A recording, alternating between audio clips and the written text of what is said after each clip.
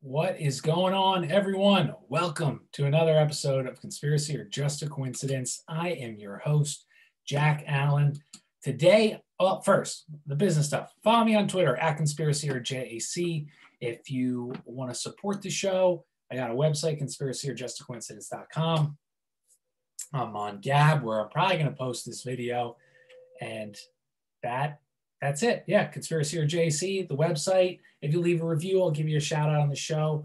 Any help to get more play on the show, I would be honored, and I'll read your review. I tried to even constructive criticism, which I just got one last week.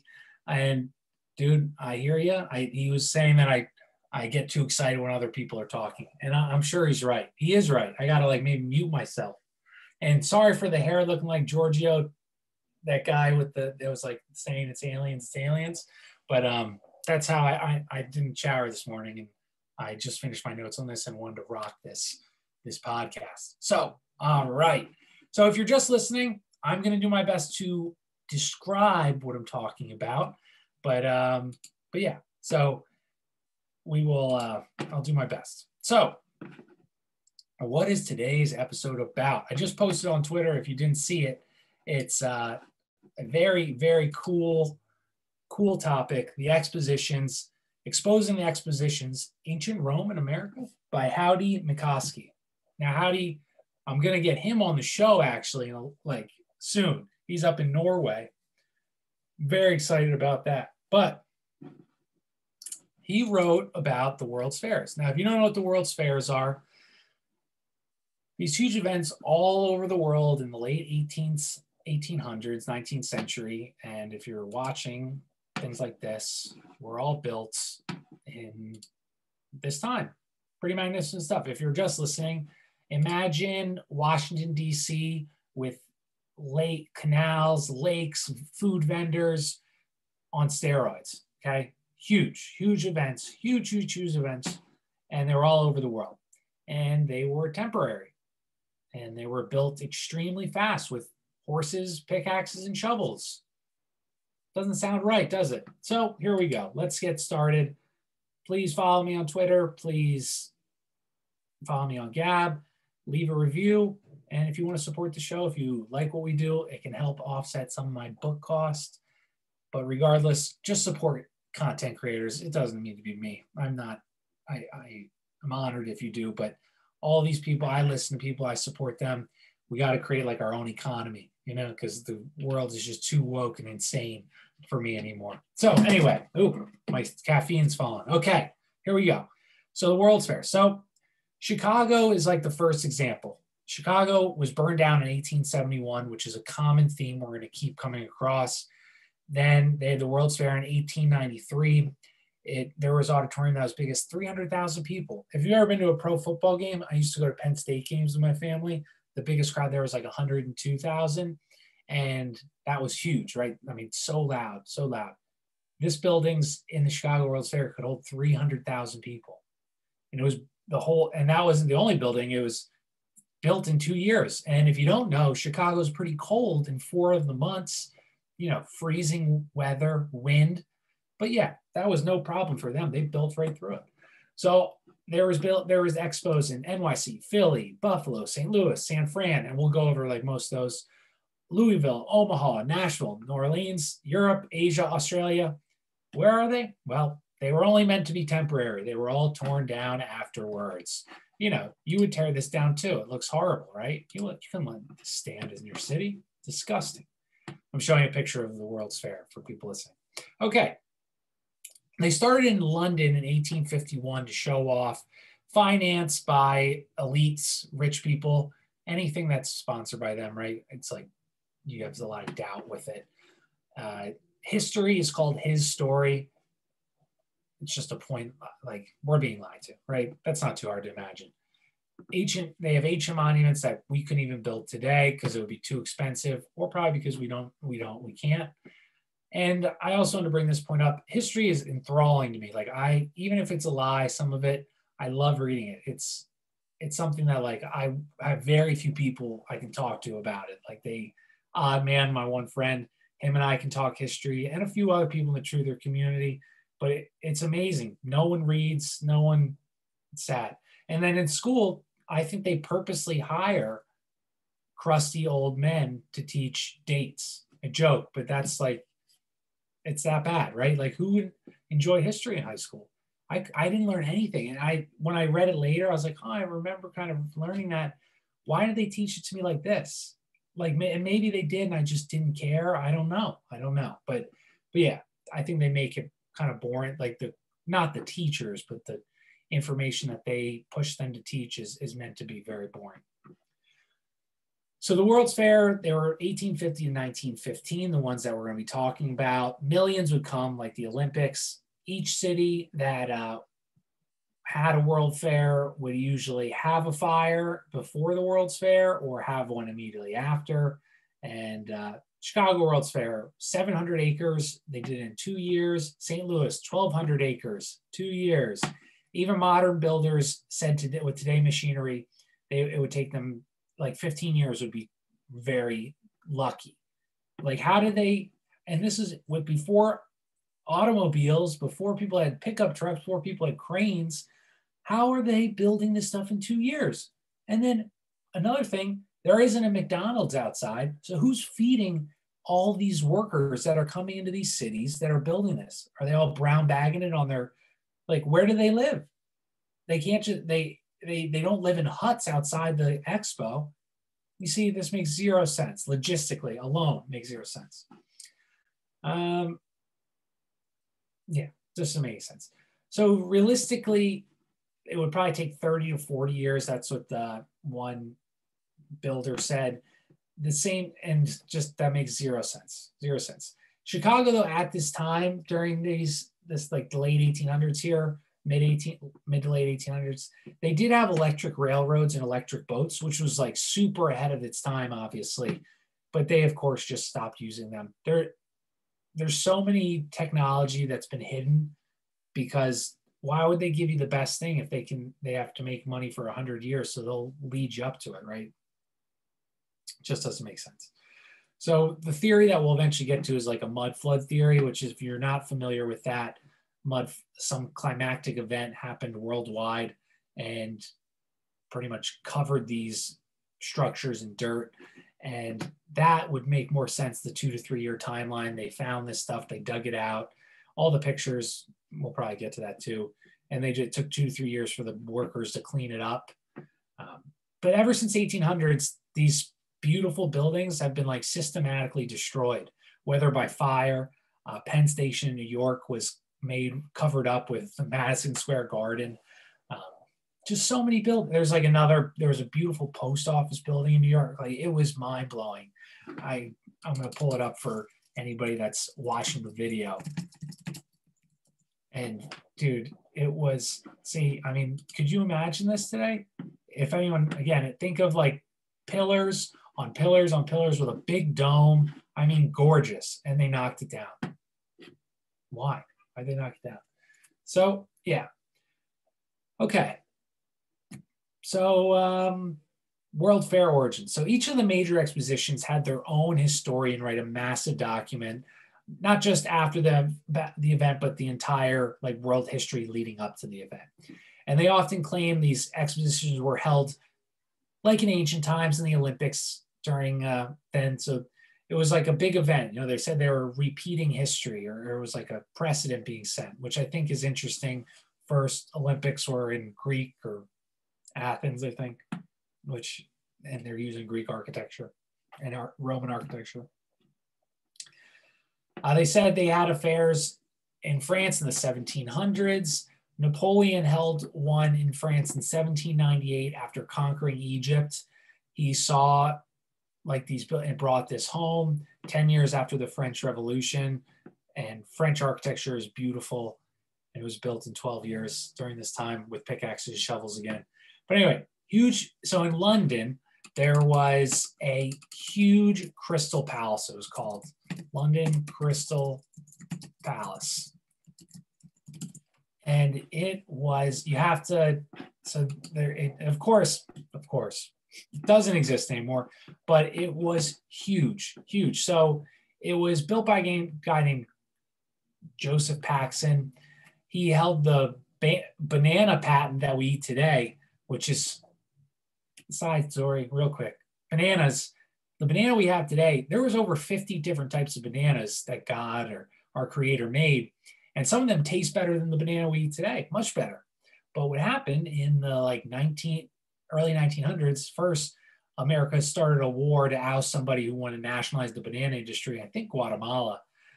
But we came down, and then whoever, United Fruit Company, paid for us to send our military down, oust that guy so we could control the banana industry again. But this banana is the hardiest, most resistant to germs and things. So everyone planted this banana because it was the last crop that would get taken out. But should something happen to this banana, because this bacteria whatever, if you subscribe to germ theory, constantly changes and knocks out this banana, bananas will be gone because we've now lost, there is no other bananas. Just an interesting point. So yeah, so the guy that held the patent on this banana, and he was assisted by railroad builders, and the Crystal Palace was 851 feet long, 50 feet wide, 900,000 square feet of glass, 3,300 iron columns. So if you're watching, you can see it looks magnificent. Just think, guys, like a greenhouse, but on steroids, right? So it had Egyptian temples, Babylonian temples, thousands of Roman and Greek statues, concert halls, giant trees to make you feel as if you were outdoors. Think of the malls, how they always have the sky dome. Think of that, but all glass all around, right? Prince Albert spoke in the Crystal Palace. He was talking about how amazing everything was in technologies and how great 1850 was. 6 million people visited the Crystal Palace. 200,000 pound profit used for visiting the Crystal Palace, and it opened the Natural History Museum, which was built probably fantastic. I'm not going to pull it up, but I don't want to go too long. And it, of course, burned down in 1937. So shucks, right? Then another expo was built in 1862, built 2 domes bigger than the St. Peter's domes. 1853, New York made another Crystal Palace with a 100-foot dome, and that was burned down in 1858. It was glass and iron, but it burned down. Another Crystal Palace in Munich, 1854 to 1931, burned down. Montreal Crystal Palace, 1860, had the first indoor ice hockey, burned down in 1880. Toronto Crystal Palace, 1870, lasted until 906, fire. Just, so there's something there, right? That's a lot of fires. These people, again, they built this magnificent structure. They're not playing with matches and starting a fire, right? And okay, you'd say, there's no fire department. Well, how's it burning a glass building that's made of iron and glass? Anyway, so 1876 Philadelphia, my home area, was the first true World's Fair, and it was celebrating the 100th anniversary of the U.S. as we know it. So it contained a building that was 70,800, I don't know, it was huge. It was similar to the Crystal Palace in London. It had 700 columns, but in Philadelphia, there was even more square footage with a 500,000 square foot agricultural hall that looked like cathedral palaces put together. Only one building still stands, the Memorial Hall's 150-foot dome. But they built hotels for them with 1,300 rooms, another with 1,000 rooms, all demolished after the expo. And you can check out the bird's eye view of it in Philadelphia. I'll put it up right here.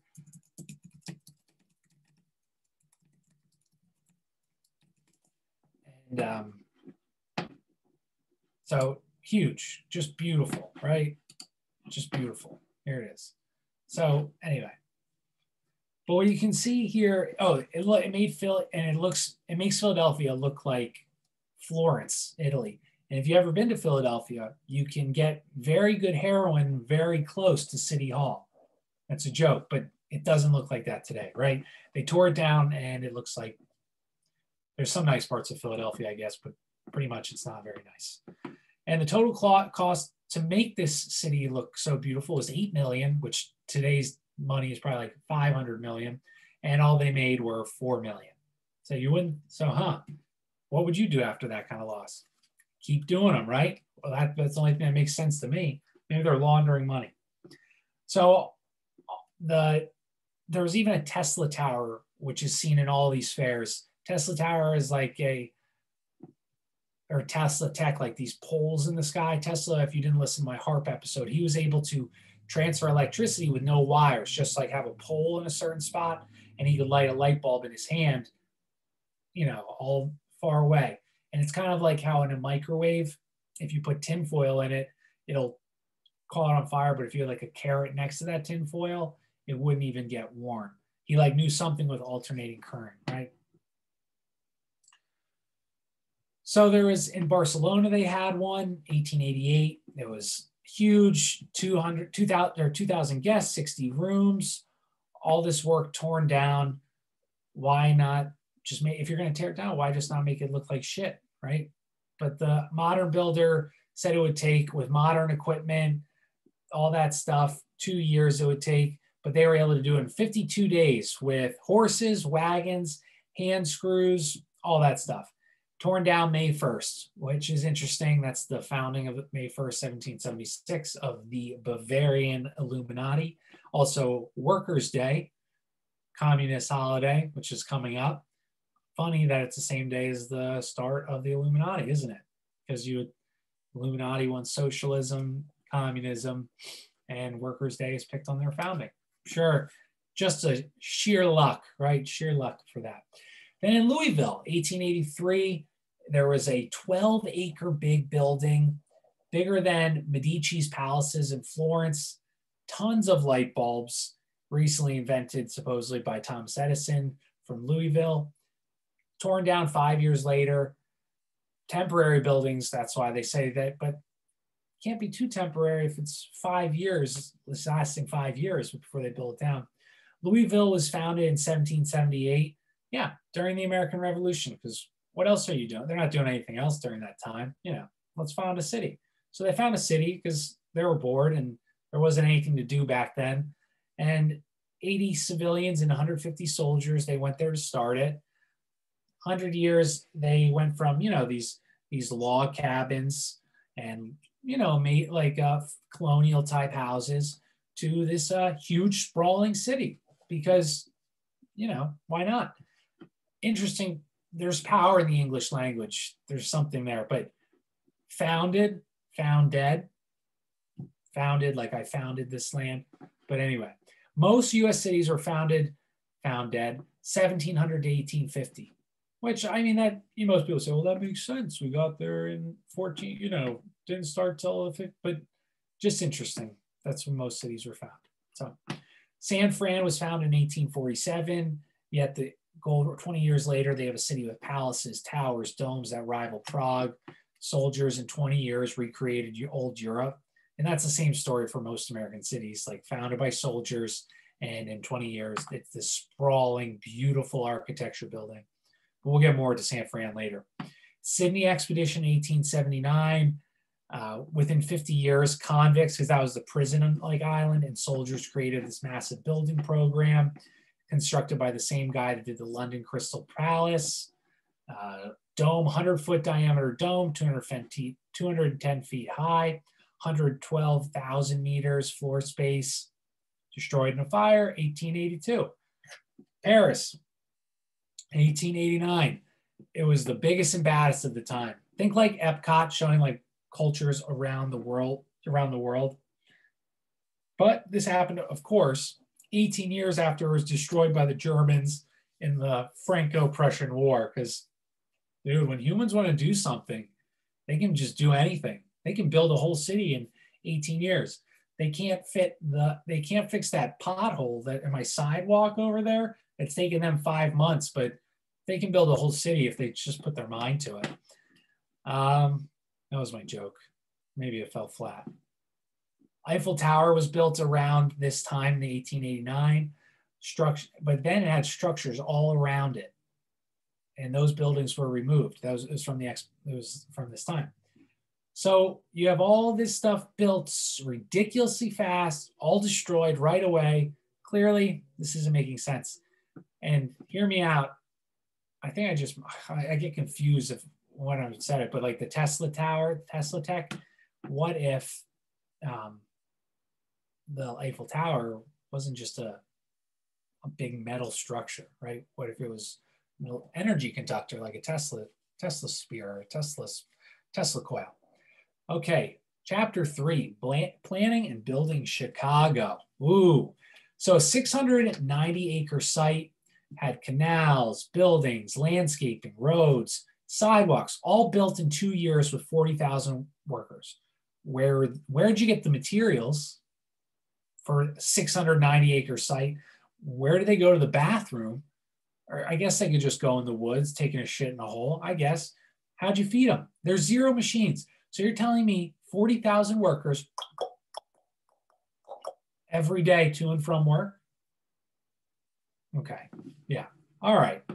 Monster buildings, huge. Let's pull this up while we're talking about Chicago World's Fair pictures.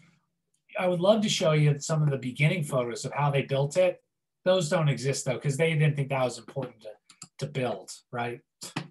Ridiculous, freaking ridiculous. But here you can see this while we're doing that. Okay, yeah. So like buildings, you've seen them go up. I've seen them go up in Philadelphia. It takes a long time. Cranes, I mean, like months to take one building to get the materials, probably to fabricate the materials, transfer the materials. But they were able to build this, canals, lakes in the middle of all these buildings, huge domes, huge buildings, huge. 300,000 people could hold in one auditorium. I mean, look at it, it's a monster. It's 700 acres. So 700 houses, and if you're in the suburbs, usually most of us are on an acre plot, 700 of your houses long. 2 years. And they had it gardened. They had it, I mean, everything looked perfect, right? The guy, Howie, asked like builders, how long would this take today? With machines and limited budget, he said 10 to 15 years, maybe 10 years fast. These projects, they're literally, I know this is gonna be a crazy statement, they equal the undertaking of the Egyptian period. The mainstream story, the planning took 1 month, they were quick. Done in 2 years with stops during brutal winters. With stops, they still were able to, so they were able to do it in a year and 3 months. The Chicago Federal Building, in 1911, had a huge dome. I'm pulling it up. It was a huge dome. Look at, yeah, see, awesome. I mean, it was huge. And of course, it's torn down. This beautiful, beautiful federal building is torn down in 1966, kind of, I think, around when the Penn Station in New York got, that's around then, and replaced with a disgusting looking skyscraper. I mean, go look it up, guys. It's just, think of like the White House, or think of like the White House kind of, or the Capitol, whatever one that has a huge dome. That's what it looks like in the middle of New York. Beautiful columns, archways, the whole thing. So let's go over the history of Chicago. French explorers came in the late 1600s. A fort was built with a few logs. You know, they're simple people, and none of this made it past the War of 1812. The city was incorporated in 1837 by big businesses. It was like the East-West corridor. In 1893, the city was filled with massive towers, domes, pillars, rivaling Rome. You know, that's 60 years later. But wait, it wasn't actually 60 years later, because the city was burned down in 1871. So 22 years. Supposedly, it's named Chicago because it's native for the word onion that grows in that area. And there's a lot of weird things with that. There's no buildings until 1837. Ancient maps were too good for what they had at the time. I think we've proven this over and over again, that there's maps that have things that the only way they could have known was from an aerial view, and they weren't flying it. The Wright brothers didn't exist, so how did they know? But so we know, I think I had Luddite on, if you want to check out that show, but the airships, there are some, their maps are too good. We have, so like the Admiral Peary Reese map, which was like 1500s, that depicted Antarctica without any ice. So, and what they do, just like with every evidence that disproves the mainstream history, they chalk it up as an anomaly, or that it just doesn't exist, and they just go over, because they don't want to have to reprint all those history books. It's a lot of paper. So they just ignore it. But yeah, so the map was drawn in 1832, just a few logs, and then there was one in 1892. And then 20 years later, after it was founded, there's these huge brick houses, churches with amazing spires, all on dirt roads. Where'd they get all the materials again? Then, of course, there was lots. Oh, this is funny. So after they built these huge buildings, 5-story buildings that weighed 200 or 22,000 tons, right? They had to lift it up because, you know what? Shit. They realized, damn it, we built it on a swamp, guys. You know, we built this 5-story, we laid the foundation, but we never noticed we built it on a swamp. So what'd they do? They needed them to lift the building. So they called up all the people in the neighborhood and they said, heave, hove. And here's the picture I pulled up, guys. It is just a drawing, but essentially what it looks like. And these buildings didn't close. You could still shop in them while they lifted up the building. People were sleeping. It was a hotel, and they didn't have them leave. Like, that's literally insane. That makes zero sense. But they were able to lift this building, supposedly, and move it. And then it wasn't just this building. They did the whole block. The whole block at one point. They lifted up the whole block with people, and they relayed the foundation. So that's the story of Chicago. You know? Ugh, just ridiculous, right? Like, this is, oh, and supposedly this was done by a guy named John C. Lane.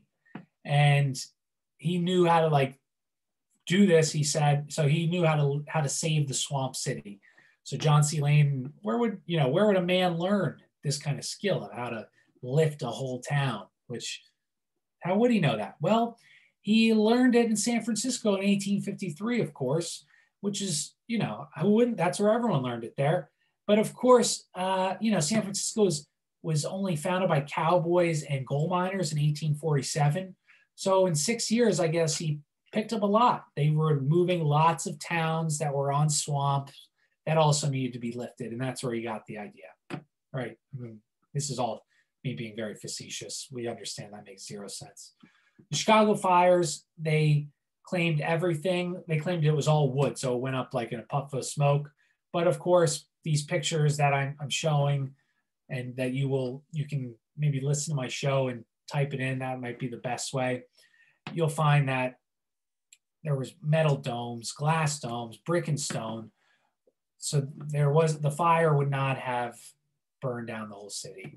There was some wood, yeah, but it was brick, you know, just like it was just like brick. So what if it makes it more sense, though, that what if the swamp was mud, and it wasn't that they had to lift it up, they had to dig it out? Because the only photo they have, I'm not going to pull it up because the typing for people listening might drive them crazy. The only of the lifting this town hall or this hotel is the actual photograph, not the drawing. Is there's no people really, but you do see big piles of dirt. So what if it was just digging this place out? And there's a lot of evidence for this mud flood theory, something covered up. But yeah. So Old Chicago in 1908, Abe Lincoln rested here. And so it's got like its name for that. His body was rested here for a while. So here's the building. If everyone wants to pull it up, the Chicago City Hall, 1908. If you're just, it's clearly a building built on top of another building. Like, there's bricks on the bottom here that don't match up with the columns at the top. And so the bottom building was where, let me just make sure I'm saying it right. But yeah, it's a building built on top of another building. And they don't say it is, but it is. A building person, again, that Howie had to look at the photograph, claimed that this bottom one's clearly 100 years older. And ancient civilizations did this too, though. they built on top of other structures. So there's something to that point, right? Very like, there's something to that point. They keep building on not just the foundation, but like using the other building and building on top of it. They tore that down, built another beautiful city hall, which still stands today. And it has a fascist sign on the top of the entrance, which is like an axe with a bunch of sticks with a cord. And they use, this is where you get the fascist sign. Mussolini, Hitler used the sign. Tesla got his death ray from this symbol. So what if it's not a fascist sign, but it's actually like an energy sign? What if it's metal rods surrounded by copper? And this is just like you'll have to look it up to see exactly what I mean. I'll pull it up for everyone that's watching the video. But see this fascist sign? So it looks literally like an axe on the one end with a bunch of poles and something wrapped around the poles for everyone listening. So that was on the top of the ceiling. So there's a story in the Bible, like I'm still reading the Bible, guys, so I'm not good, but trumpets took down the wall of Jericho. Now, you know, they pick and choose what they say is a metaphor and what isn't a metaphor in the Bible. What if that is true? What if an energy weapon, such like something like this, was able to bring down the walls? And what if this amazing architecture was built like an anti-energy weapon, right? That's why they built this in this specific form, this pillars, columns, arches, never developed a new one. What if this, and with the domes, protected in some way? And I know that sounds crazy, right? That's like, but as an example, when the Cathars were attacked by the Christian Crusaders, they all hid in the cathedral for shelter. Now you'd say, well, that was the biggest building, I guess. But what if it's more to that? What if they're using energy weapons because these domes are creating energy? Tesla was able to pull energy out of the sky. And I guarantee you he wasn't the first to do it. And what if that's why they're built like this? Because that would make sense. They're all built like this all over the world. So it's either they had there was the same group of people building all these places everywhere, copycats that learned exactly how to do it somehow, or there's something more to this story, right? Which I think, yeah, I don't want to get too much. I got a lot to get through. Okay, Chicago Exposition 1892. Now we're getting into the real deep stuff. So Chicago Exposition 1892. It was fought between J.P. Morgan, Astor, Vanderbilt versus the Chicago. Like they wanted it in Chicago, different places, but eventually Chicago won because of the Great Fire. They pictured the city of Chicago, like J.P. Morgan and all of them. They wanted it in a different place, but whatever. And they picked a Great Fire. Like, oh, I get the main history will say, well, they had this sad thing. Let's build them up, rebirth like the Phoenix. The main architects was Frederick Law Olmsted, and he designed Central Park. He just designed George Washington Masonic Memorial Grounds. And Jackson Park, you know, being the great architect that he was, he designed a park, or he picked a park that was on the swamp, like any good architect would. So he picked that, and Burnham, there was two guys, Burnham and Root. They got the job. Root died 1 year after getting the contract. Now, Burnham is an interesting character. He grew up in a new church of Swedenborg, which is, never mind. He moved to Chicago in 1850. He was denied entrance at Yale and Harvard, which is like, if you went to Yale, I'd scream skull and bones, but he didn't. So learns drafting at an architecture firm, tried to be a gold miner, druggist, glass salesman, eventually meets Root on the street. They decide, you know what, we're not good at anything, so let's start our own architecture firm with no experience. Within weeks, they get this contract of a very rich man, John Sherman, to build his mansion. And what do you know? Burnham, he marries her daughter, the true Romeo and Juliet story. So he's a nobody, and he now starts getting contracts. He's credited with building 14.7 million square feet of buildings in New York City, Chicago, Washington, San Francisco, Cincinnati, Detroit, Manila, and more. He built the Masonic buildings in Chicago, Montauk, in the Chicago. It's called the Montauk Buildings, which is the same name used in the time travel experiments in New York, Montauk Project, which is like what's Stranger Things is like kind of like loosely based on. But yeah, so you can see the issues here. This man, after no experience, built all of the art, like all the old architecture of that time. He hires his friend to whitewash the buildings in record time. Interesting word to use, whitewash the buildings, right? Whitewash is to like make old buildings look new, deceit. So weird. Burnham, he was on, Burnham, he eventually dies. Or no, he was on the Olympic the exact same time his friend was on the Titanic. So I guess the Olympic was going this way. I guess I didn't look into this before I did the show. But regardless, he dies 47 days after the Olympic lands. And if you guys don't know the Titanic story, I'm sure most of you do. Jacob Astor was on the Titanic, and so was somebody else who opposed the Fed, supposedly. And and JP Morgan didn't go on the ship that day. He decided he wasn't feeling well, kind of like how Larry Silverstein didn't go into the towers on 9/11 to have breakfast like he did every day. And and then the two people opposing the Fed died, and then they passed the Federal Reserve Act on the Christmas Eve. So anyway, Burnham dies on the Olympic, which is just weird. But Jackson Park was drained. The swamp was drained like Donald Trump drained the swamp through aqueducts, building railroads, line. Oh, they drained the aqueducts, obviously, before all the housing started. It all just took 2 years, though, to do all this. Don't worry. There was lots of snow cave-ins on the roofs they were building, supposedly. You know, they're hardworking Americans, though. They persevered. They got through it. So to provide a foundation of the swamp, they drove thousands of logs into the swamp. Thousands. I mean thousands of logs into the swamp. I'm not going to pull it up. But there's a few photos of that. Not of them putting it in, of them already being there.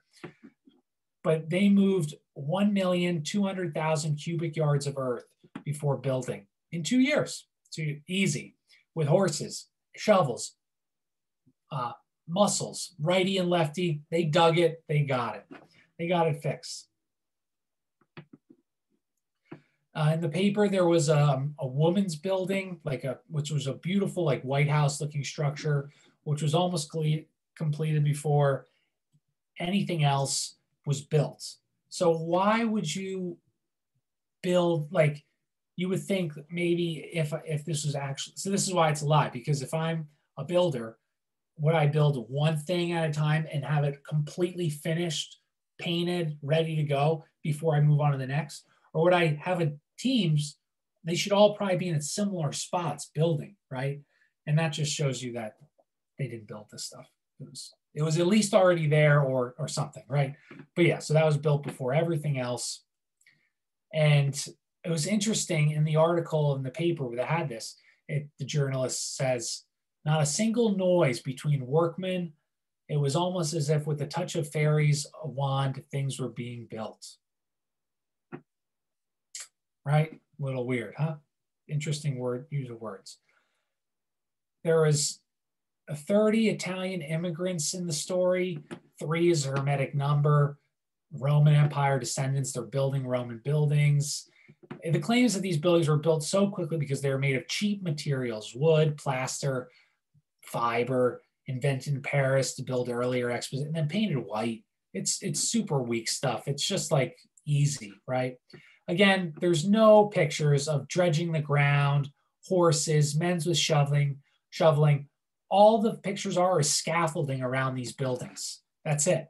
So if there's just scaffolding, they were just painting it, right? I looked up building Philadelphia City Hall. There's nothing. There's no things of building it. There's nothing. There's like a few with before I think they put Ben Franklin or William Penn on the top, but there's nothing, dude. Like, you're undertaking this huge project and you wouldn't save a photo of it? That makes zero sense. Okay. Okay. I'm getting sidetracked. I apologize. Yes. Okay. Yep. No pictures. Now, there are World's Fair where there are buildings that definitely are temporary. That's absolutely true. There are some that are like, you can tell they're not marble, stone, brick. But there are zero blueprints they have. Zero. They don't have a single blueprint of how they built these things. They built the Coliseum World's Fair, huge new one. Oh, they built the Coliseum at the World's Fair. It was huge. It collapsed while making it. I don't know what my notes are there. I apologize, guys. Sorry about that. University of Chicago, 1856.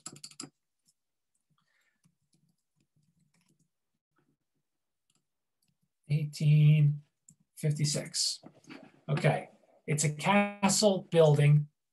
It was a prisoner of war camp. So why build a college in the middle of nowhere, which of course burned everything down but this tower, and they asked the Rockefellers to help rebuild it. Which University of Chicago, if you guys don't know, it's a Rockefeller-funded university. So he said he wouldn't help this old university, like the old University of Chicago, but then he said, I'll help you build a new University of Chicago. And that's the one we know today. It was built at the exact same time as the World's Fair. Tons of Gothic buildings. You know, you can see here. I mean, beautiful structures. Beautiful, beautiful, beautiful.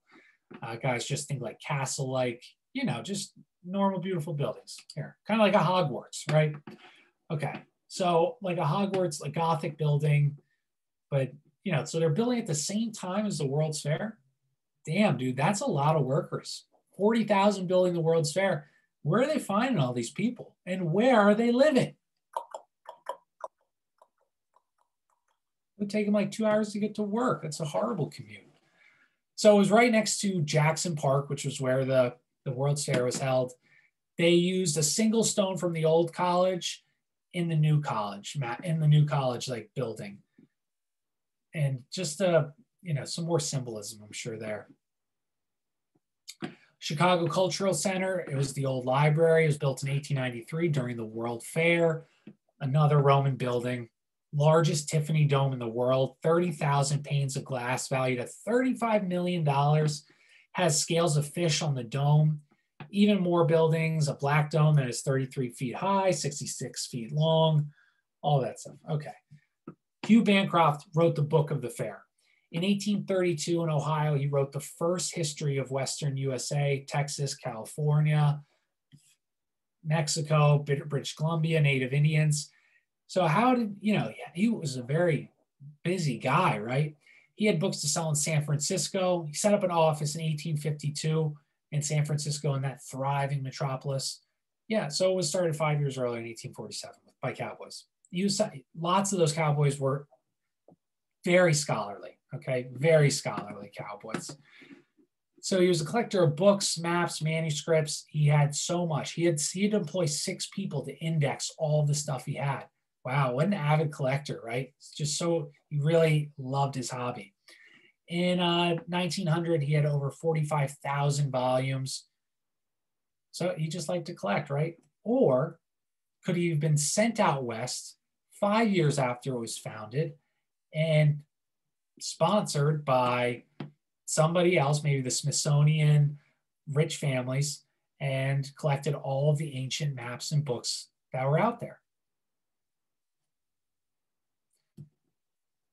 And the same thing happened, and you would say, how does that get done? That doesn't sound very likely, Jack.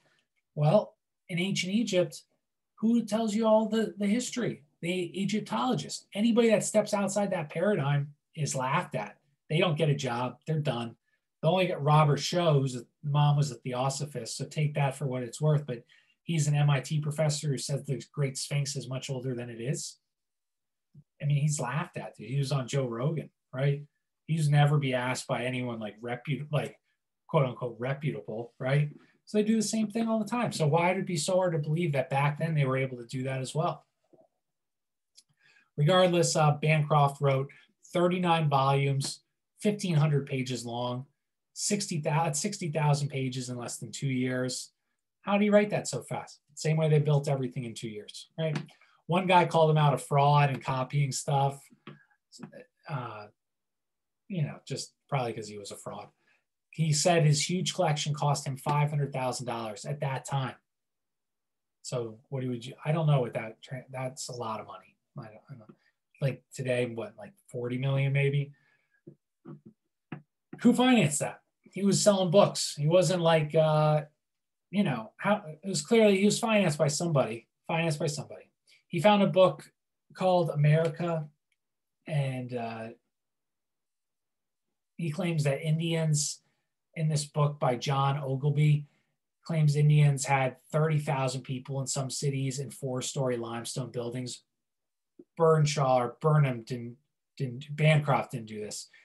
There was a book that was written by a guy named John Ogilvy. It's called America, and this was the most accurate. He claims that Indians had 30,000 Indians in some cities with 4-story limestone buildings. So these buildings were there before the colonial people came in here.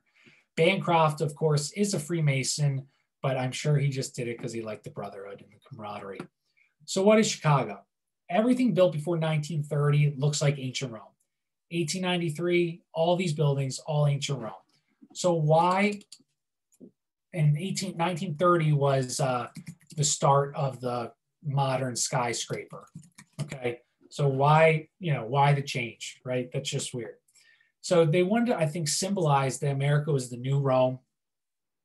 Chicago's on the same latitude as St. Peter's Basilica, the city hall, and they're the only two cities like that. Chicago and Rome are on the same latitude.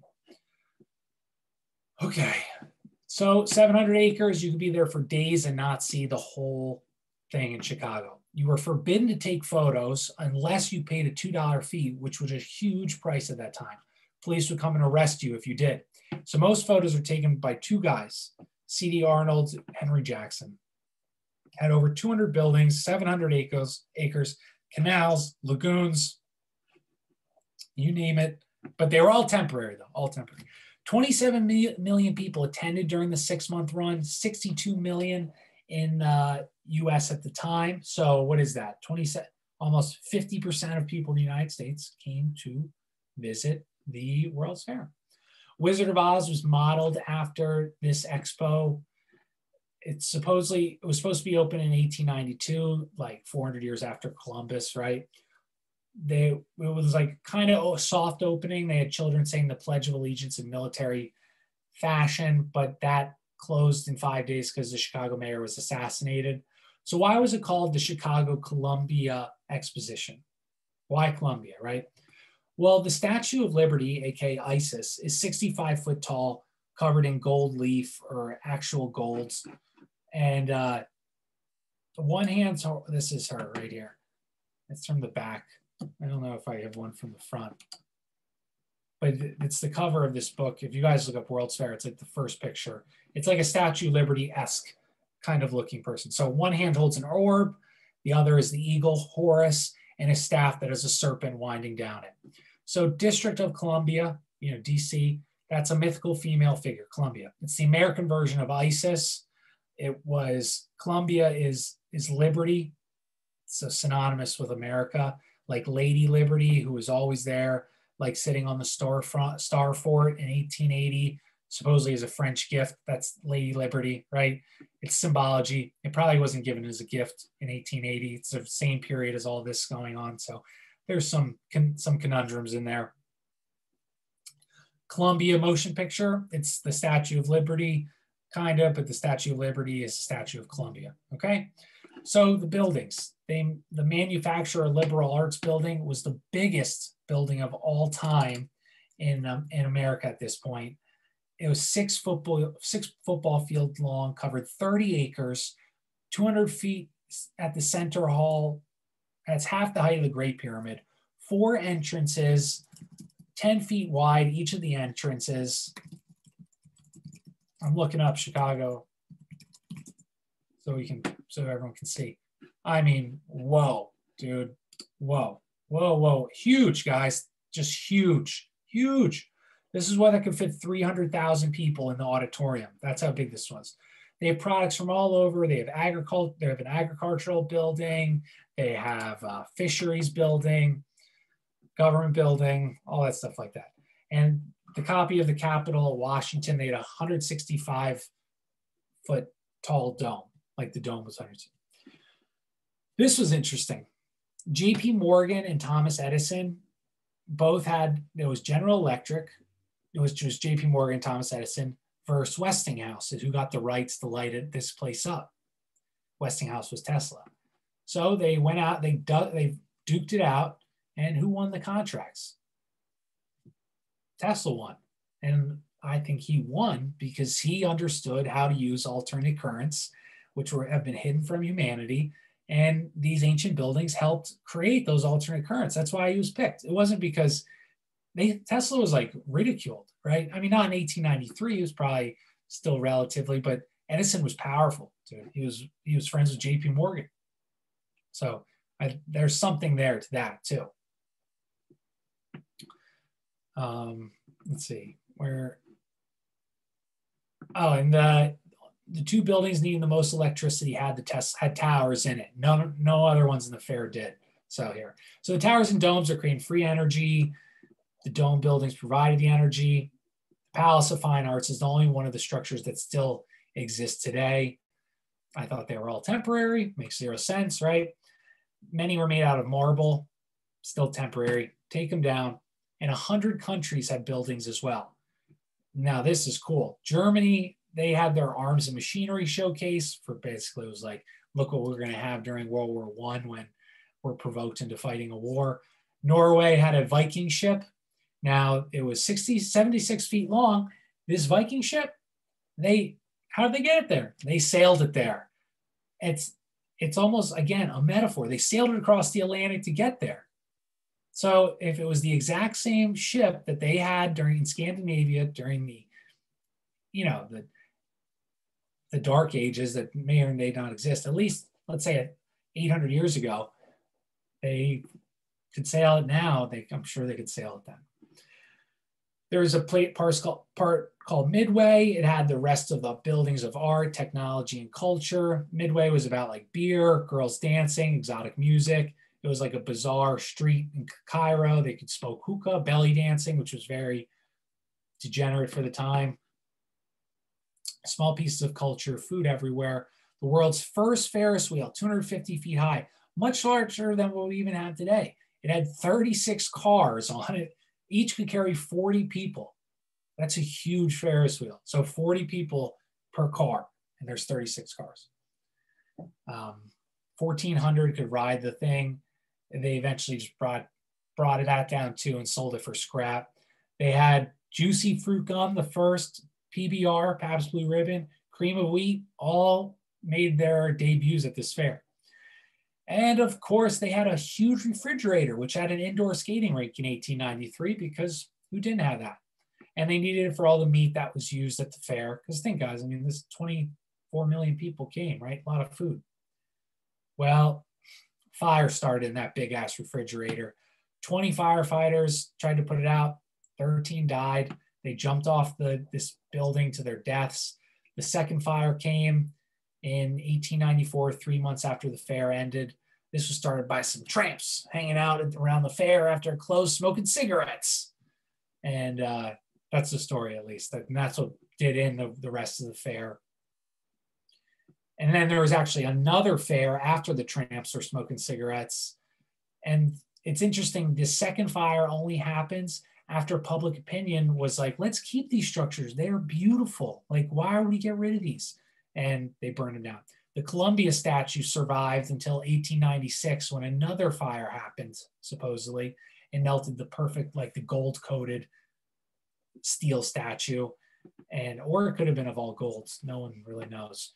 But what probably happened is that got stolen by, it's probably in like Rockefeller's, one of their family mansions, or in the Smithsonian somewhere. Chicago wanted to keep all the artistic works from people all over the world in a museum, but they couldn't build the museum fast enough after the war ended, or after the expo ended. They used all that energy to build all these 200 buildings in 2 years. So the artifacts were scattered across the world. You know, that was in Bancroft's book. Makes zero sense. They clearly, if the story is they could build this whole thing in 2 years, they couldn't build the museum fast enough. Okay, chapter 5, Nashville to St. Louis. Nashville, it's just gonna be the same story, guys. I'll go over it quick. 6-month celebration, 100th year anniversary in Nashville, May 1st. There's that date again, October 30th. And they built a actual size replica of the Pantheon, even having a fairly large pyramid. In this area, Nashville, it's famous for the mound builder culture, which I talk about in a Sinister Forces episode. A lot of Native American like ghost stories kind of things like that are around those mounds. A lot of like weird events happen around those things. But Pantheon building was temporary, but the residents liked it so much that the people of Nashville said, we want to keep it. And they said, okay, here it is. Look, beautiful. They still have today, but you know, they just built that. It was temporary, but they said, we'll keep it, we'll refix it. They tore down the other buildings. Those are all for sure temporary. Omaha, same thing, 180-acre site with lagoons, gondolas, 21 massive buildings. It was also called the White City, like the Chicago one. 2.6 million people attended, even though the American West had just been opened up. Having some pictures, they have some pictures of wood buildings being put up, then others were stone. They don't have those pictures, of course. And that was the thing, again, some of these fairs definitely had fake buildings in them. And then the other ones, sorry, I got a text from Miss Olivia. And so some of them were fake buildings next to the real buildings. And I think they did this to help cover it up, right? So that's why they have photos of them building the wood ones. Most photos of the Omaha Fair are from 1898, but the photo, like they took copyright things seriously back then, just like they do today. So the copyright photos are 1898, but some of the photos say 1858, 1892. So how are they taking fair photos before the fair happened, right? That's like the photos of the fair were copyrighted 20 or 6 years before it might not have been 58, it was probably 88. But how are they taking 6 years before the fair started? Anyway, that doesn't make any sense. Then, of course, they destroyed with explosives in 1900. Whatever didn't get destroyed, a fire got the job done a few months later. Nothing after that. Buffalo, 1901. Made the threshold in the 1900s. It was the 8th largest population at the time. I lived in Buffalo for a few months. Didn't go well. I was a heroin addict still. They had good wings. Not so good of heroin, though. Philadelphia's better. And I'm just joking. I mean, it's true, but I'm just joking. So Buffalo, is that in the same level as Chicago, Paris, London, Barcelona? No. Why name it Buffalo? There are no Buffalo there. But supposedly there was a Buffalo Creek where they named the creek. Why they named the creek Buffalo Creek? I don't know. All stupid. The growth, though, was because of the Erie Canal in 1825. Buffalo has a number of old structures like Chicago, and who built them, you know, just doesn't. And then this one was 350 acres. Again, temporary structures, very few survived. But look at it. If you were looking, huge domes, lots of electricity. Who won the electricity bid again? You got it. Tesla won again, which there's a reason for that. This one had like the most light bulbs ever.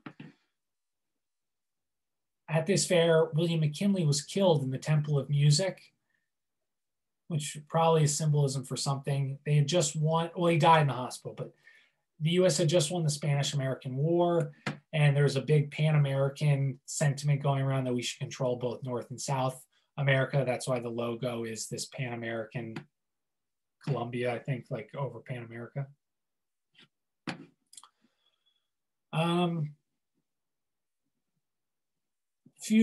There's no photos of the construction at all. Just people wearing like painting outfits. So probably, again, they dug them out, and that's how they got it done in 2 years, because they did the same thing. And Buffalo gets a lot more snow. So they're saying they built that in a year of actual building time. Makes zero sense. Federal building, had a central dome 250 feet high. I think that's this one right here. Toppled by a 20-foot statue of victory. I mean, beautiful stuff. Center of the fair is a high electrical tower, 395 feet high. On top of the tower is a golden statue of the goddess of light, like the one in Chicago. All buildings were lit up like Christmas trees. They said they used the Niagara Falls for energy.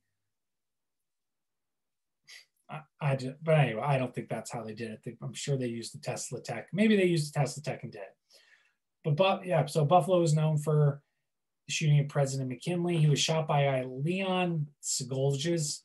He was in the hospital. They had a hospital there, and the operating area had no indoor lighting. So even though outside they had 10,000 electric lights, in his hospital operating room, there were no lights. And so he died. Nationwide manhunt. The guy's found 10 days. He's found 10 days later. He's tried. 2 days after that electric chair, his attorney put zero efforts. Pretty quick murder, right? How long did it take Derek Chauvin to get charged?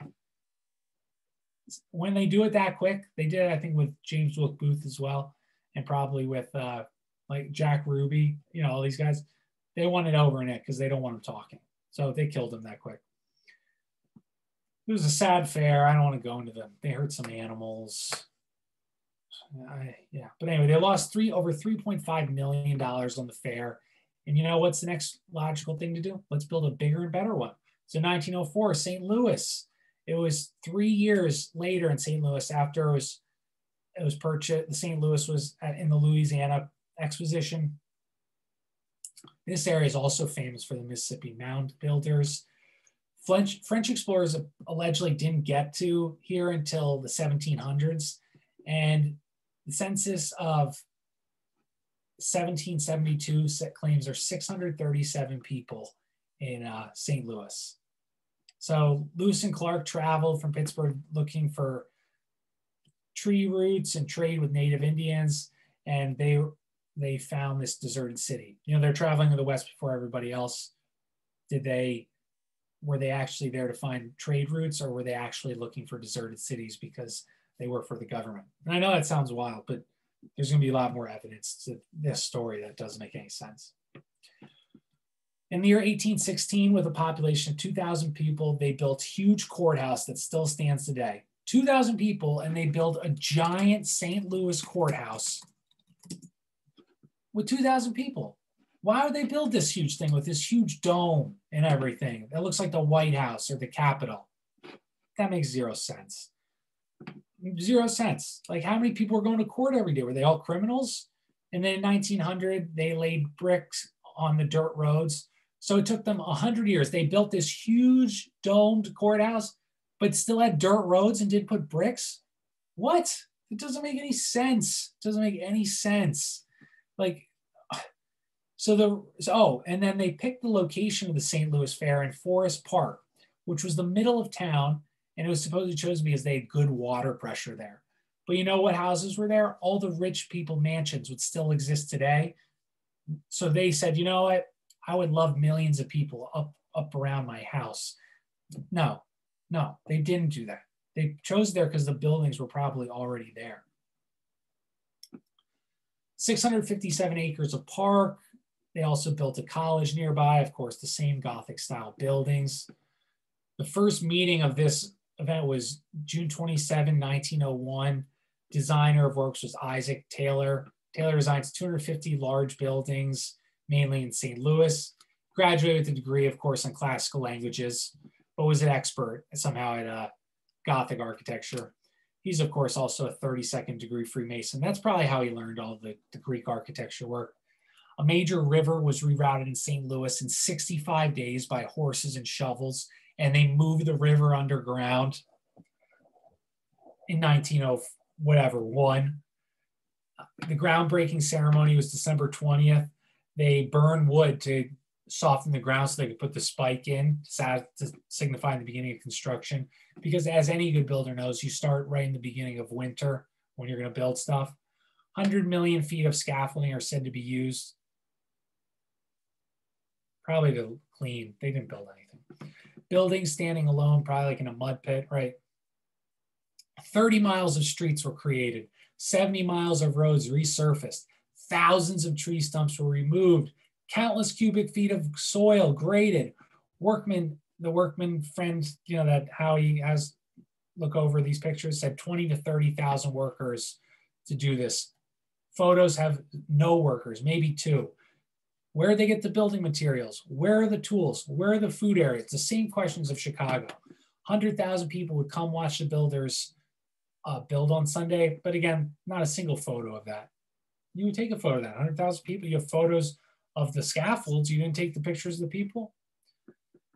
A few photos of this fair even have the early photo of Photoshop, and check those out. Like look up Photoshop St. Louis World's Fair. The only building that's left is the St. Louis Art Museum.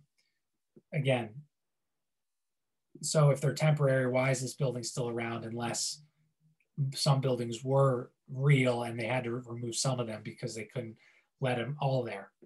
So this one was the largest one so far, twice as large as Chicago. 1,200 acres, 1,500 buildings, 75 miles of walkway. How long did it take? 4 years? Nope, it took 2 years to do it. Come on now. No wind, not as bad of winter in St. Louis. They had a palace of agriculture, 100 million or 1 million flowers, the largest clock tower in the world. Cameras could be used anywhere but the huge agricultural building, which is, there must have been some stuff in there. The Palace of Fine Arts was designed by Cass Gilbert. He eventually would design the U.S. Supreme Court building, direct imitation of Roman building. There was a concert hall, largest pipe organ in the world was built. It was larger. It was 10 train cars to transport it. It was purchased by Wanamaker in Philadelphia. The pipe organ building went bankrupt though because they built it.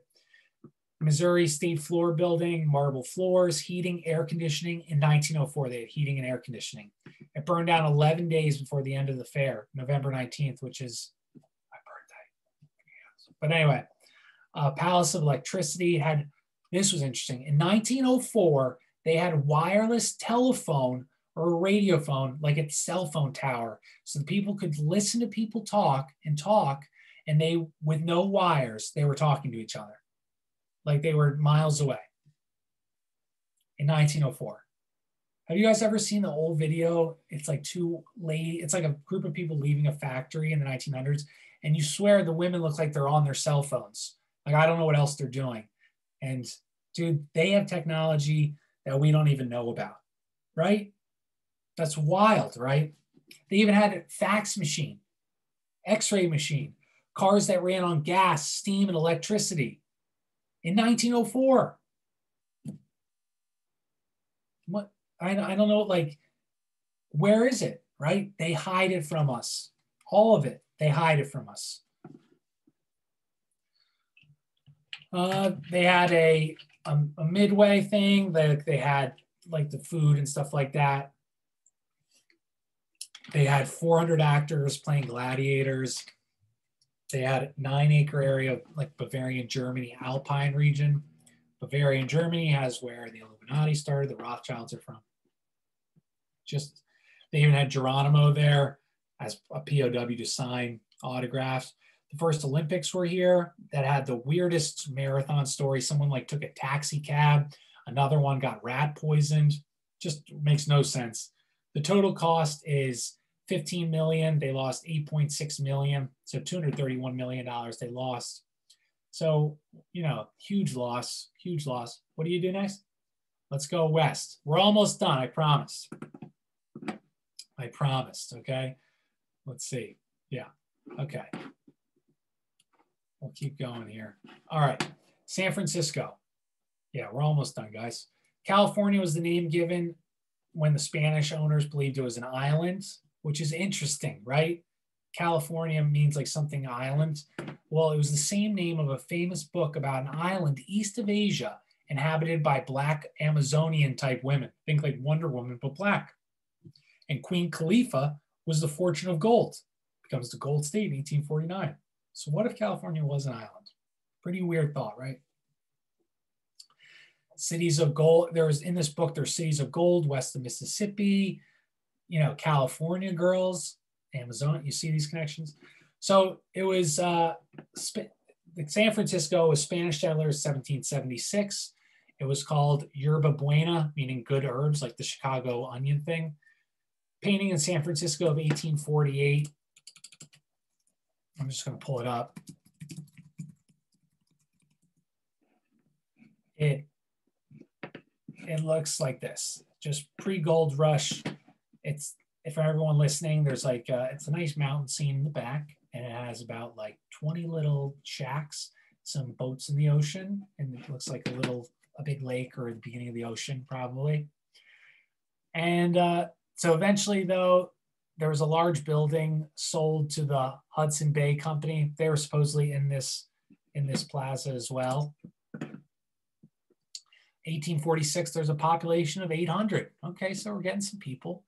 Well, America captures it, and with no fighting, didn't require to kick the Spanish settlers out. They stuck a flag in the plaza that is not in that photograph and renamed it Portsmouth. And then 3 weeks later, who comes? Some Mormon migrants. How'd they find out? Joseph Smith talked to an alien and he told them to head on over. If you guys don't get that joke, look up who Joseph Smith and Mormonism is. But 1847, they changed the name to San Francisco. So why would America change the name to a Spanish name? Weird. In 1848, James Marshall was a Mormon. He found gold and he ran out in the Portsmouth Square, and he yelled, "There's gold in them hills!" And in 1 year, the population went from 1,000 to 25,000. The Mormons, they came, and which was interesting because Joseph Smith's family, he's the creator of Mormonism, and his family were treasure hunters, and they also were around Salem as well. But they would use sigils and crystals to try and find gold. So then, oh no, it wasn't James Marshall who did it. I apologize. Samuel Brennan, he ran through the streets and yelled, "There's gold in them hills." And what do you know? Samuel Brennan, he didn't find any more gold, but he did own the gold searching supply store. So he became the first millionaire in the state because everyone gets to California, needs the gold hat, you need the gold sifter, you need the gold shirt, so everyone knows, right? He's got merch, he's got everything. So he became the first millionaire. In 30 years, it went from 800 people to 150,000 people by 1870. Photos of Portsmouth Square, they look like an old Western town, right? It's just like an old Western town. But then 4 years later, there's hundreds of beautiful houses in it. There was a hotel they built, and it had huge, like it was burned down 5 times. And they kept rebuilding it. And it was a beautiful, beautiful hotel. I wish I could find it quick, guys, but there's like a photo. Like, see, they have these brick buildings, they've got columns, right? 1878, it's a sprawling city, huge, beautiful home. Here we go. Churches, spire, like look at this church, beautiful. It looks like a modern day city. It looks just like today. But there's a weird thing about this. Where's all the people? There's not a single person outside in any of these freaking pictures. Where are the horses? It's 1878. Where are they? They're not there, dude. None of them. And look them up yourselves, guys. There's no people in the photos. And so the one quote is like, "Oh, well, they told them to wait inside." All of them? Where'd they put their horses? 800,000 people? Probably most people have at least one horse per person, or like per patriarch, whatever you want to say. And then interesting, and it was for 10 minutes because they needed exposure for 10 minutes supposedly with their photos. Free masonry, free masonry, free buildings, right?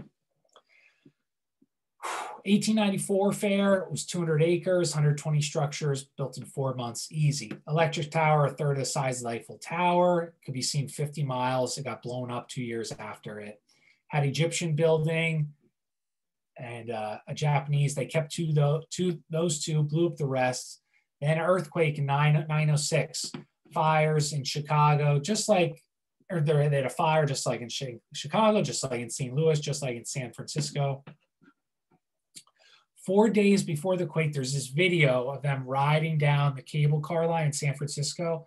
And then 4 days after that, they have the same video going down the same thing. And now all you just see is just destruction everywhere from the earthquake and the fires that started.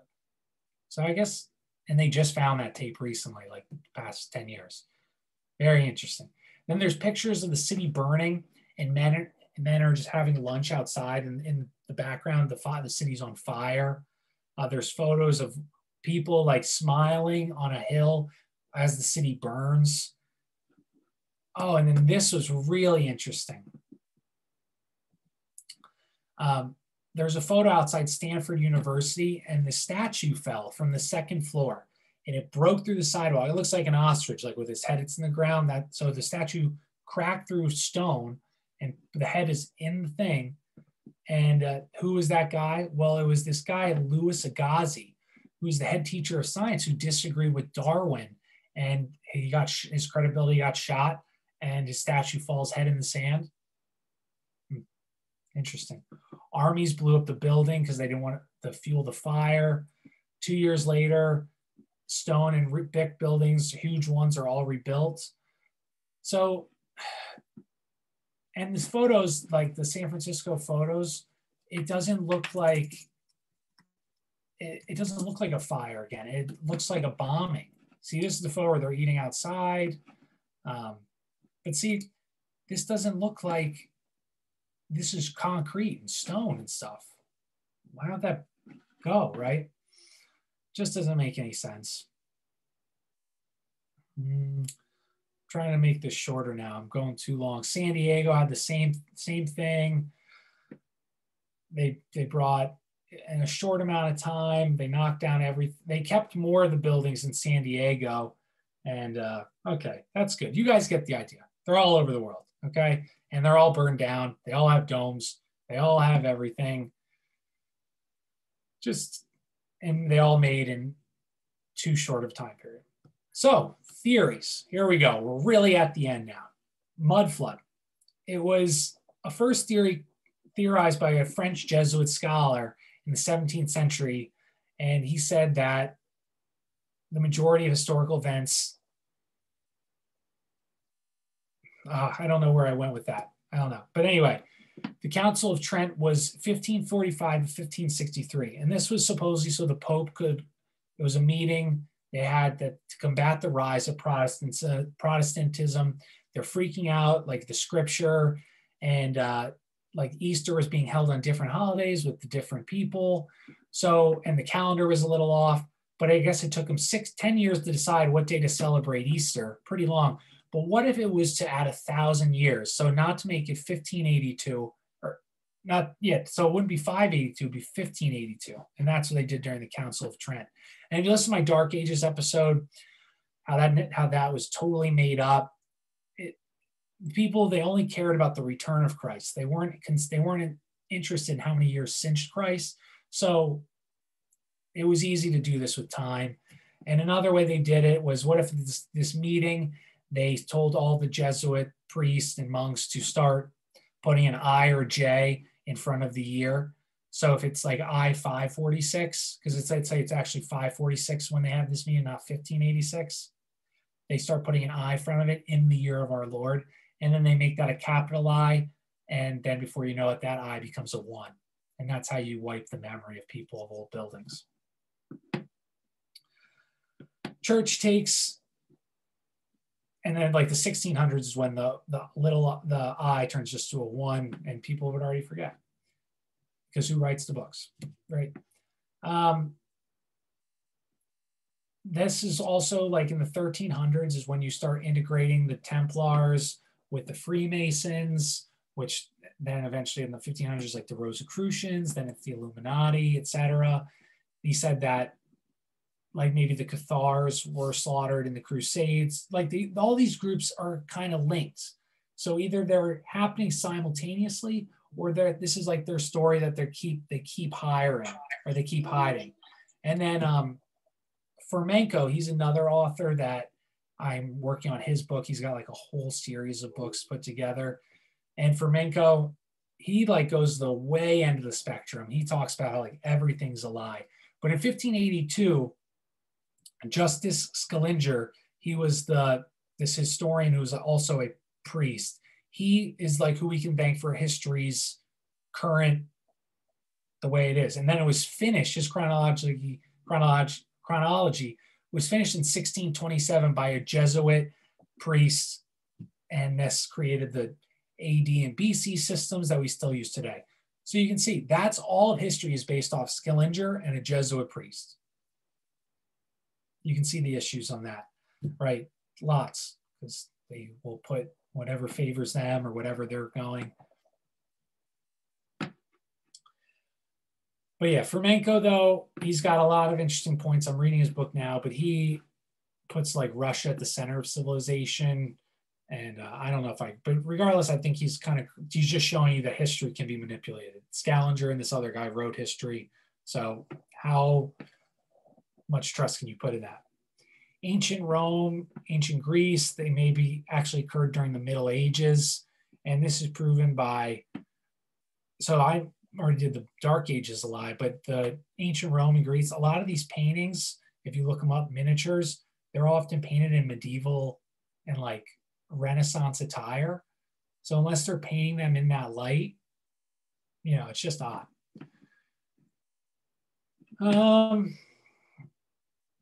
Churches, these huge churches, maybe they were repurposed, like these domes, and the kind of I did like on my HARP episode, energies can heal people. Like there's been people and brain control you. Well, what if these huge domes bring the entire and these spires, like our Tesla coils, they bring energy in, and then these like they always have those like crazy circle windows in churches. And what if that pumps out energy to the town and the organs help vibrations keep healing and all this? They also had ornate fireplaces. A lot of these, oh man, you guys got to see these real quick.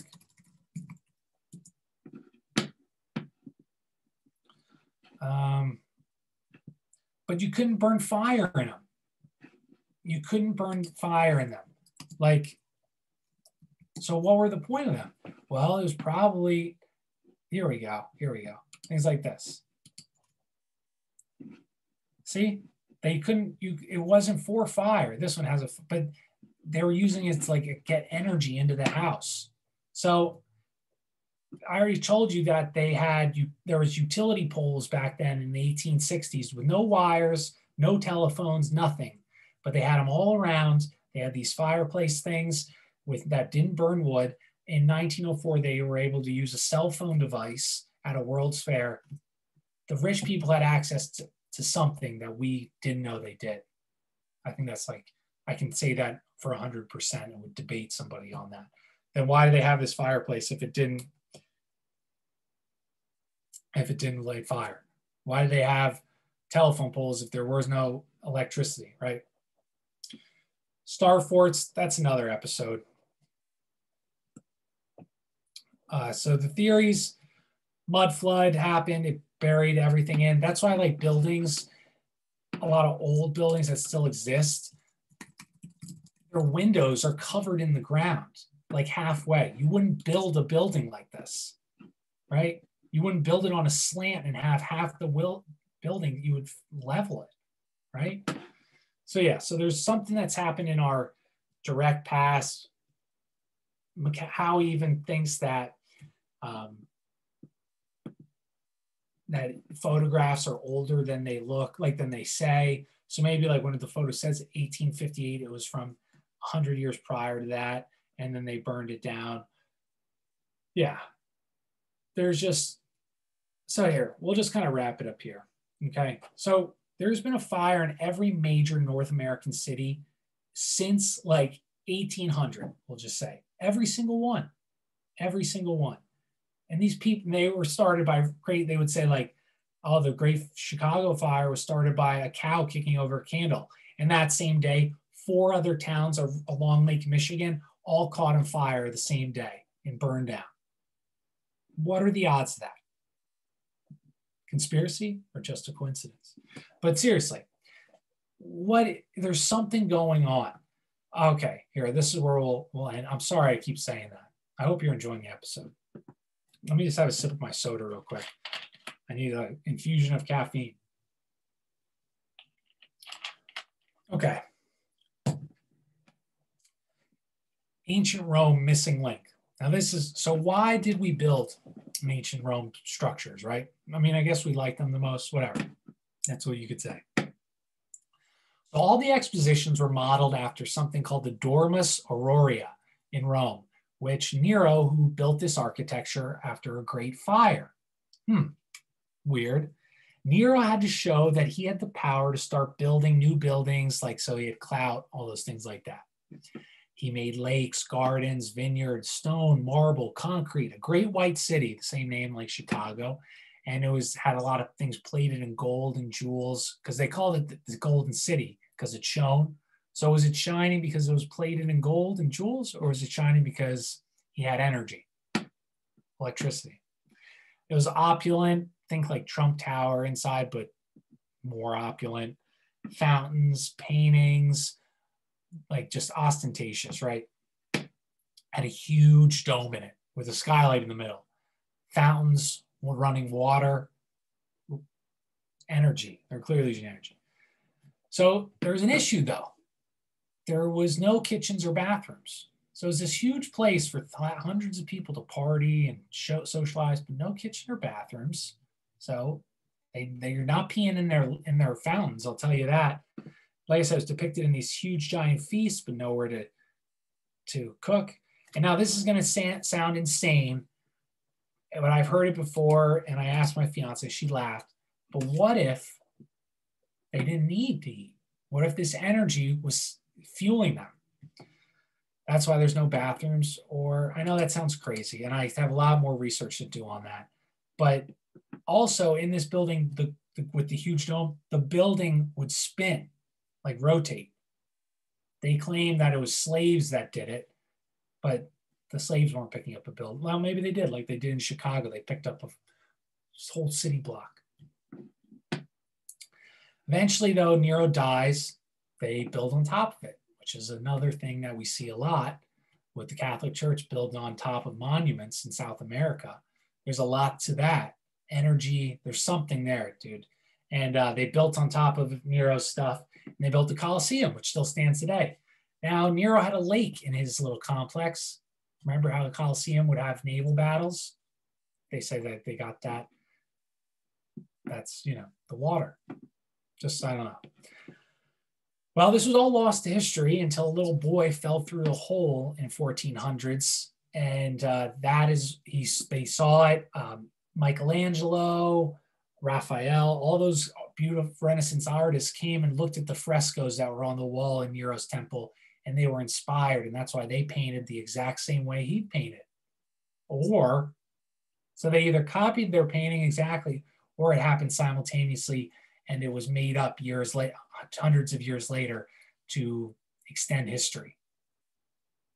And yeah, and the same story happened in France. A little boy fell through a hole. Alice in Wonderland, fall through a hole. Then we get DC, our capital. It's designed by the Chicago builder Burnham, Freemason, genetic, mathematical placements, everything Roman. And that's the show. So there's something going on, guys. There is something going on that ancient Rome has made it to America. Either it's the same group of people, maybe it's Tartaria, I don't know yet, or history has been inserted. It wasn't just the Dark Ages that like I subscribe to. They've inserted a long time and changed our history to make us think it's so long ago because they want to win, or they're leaders now, or they have more power now because we've forgotten technology, we've forgotten ways to do things, we've lost something, and they're covering it up. So that's my show, guys. I hope you enjoyed it. I'm trying to figure out how the heck to, there we go. So thank you everybody for listening. Please follow me on Twitter at ConspiracyorJAC. You can support the show, ConspiracyorJustAcoincidence.com. And that's it, guys. I hope you enjoyed this stream like this, or whatever this is called, not a stream. I hope I did all right. Usually I have to pause while I'm doing it because I mess up so many times. So thanks for bearing with me. Keep reading, keep learning. Follow me on Twitter. Follow me on Gab. Support the show if you want to help. And I'm out. Thanks for listening. Take care.